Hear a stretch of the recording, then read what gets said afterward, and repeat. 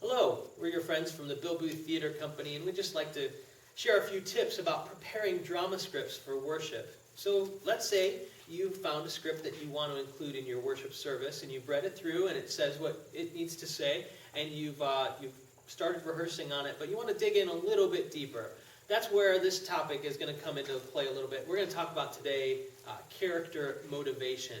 And now what that means is that each character in each scene wants something. That's why they're in the scene and why we're looking at this particular slice of their life. And it's going to be different for each actor. And the interaction of the overall scene will come from either opposing motivations or similar motivations between the character in that scene. So what you need to ask yourself as you're preparing this is, what does each character want, and how do those wants relate to each other? So by using the Lent scripts from 2017, we're going to take a look at this in two different contexts. The first one is week 1, I give up. Now in this scene there are 4 different actors. And in this particular case, if you read through the script, you'll see that they are just saying little short lines back and forth, and it doesn't appear that they're talking to each other at all. But it does appear that their motivation is similar. So we're going to block this so that Brian and I will stand just in a line together. We're not going to interact with one another, but our motivation as we read this will kind of gel and help to enhance the other person's line. Last year for Lent, I think I gave up Slurpees. For me, it was Facebook. Chocolate for the 5th consecutive year. It's sort of a tradition, I guess. I gave up TV. Well, TV after 9 p.m. Honestly, I just hoped that it would let me get more sleep. I was hoping to lose some weight. I didn't want to waste so much time on my phone. They don't cost much. I just wanted to exercise some willpower.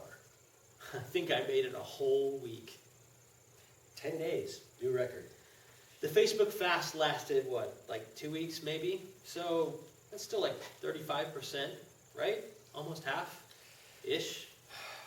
But I went right back as soon as it was over. Like it never happened.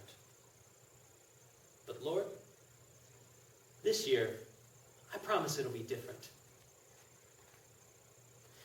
So we're going to contrast that. We're going to move now into the week 3 script, which is called The First Shall Be Last. And now we've got 2 characters, and they are interacting with each other.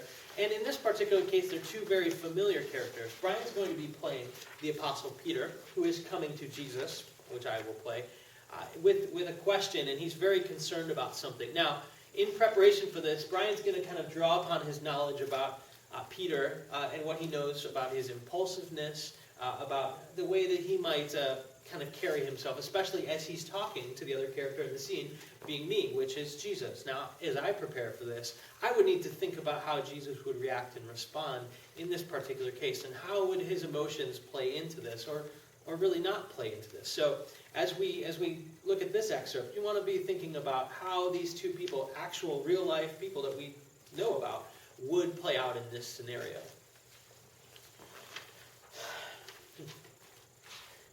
You know, they even told Matthew that their mom made a mask? Sure. Blame it on your mom. How pitiful is that? I can't even believe the nerve. Do you understand what's happening here? What's not to understand? Sons of Thunder were just trying to make themselves more important than the rest of us. Again. Don't forget who gave them that nickname. And yours too, for that matter. Yeah, but it's like you said the other day. The first will be last, and the last will be first. So that's where you just put them in their rightful place, right? Who told you that? Mark? How would he know? He wasn't even there. True. But to his credit, Mark told us you handled the whole thing perfectly. Much more gracefully than I would if someone was trying to schmooze their way into my good graces. Isn't that why you're here?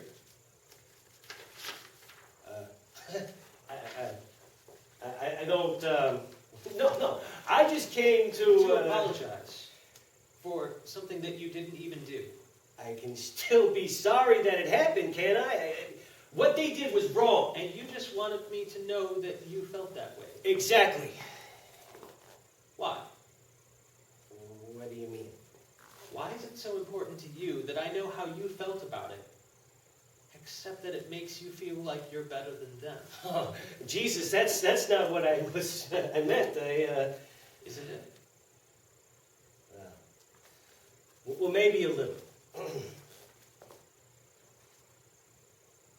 And in that particular case, we see how the motivation shifts from what Peter thought he was doing, and Jesus kind of uncovers what his true motivation was.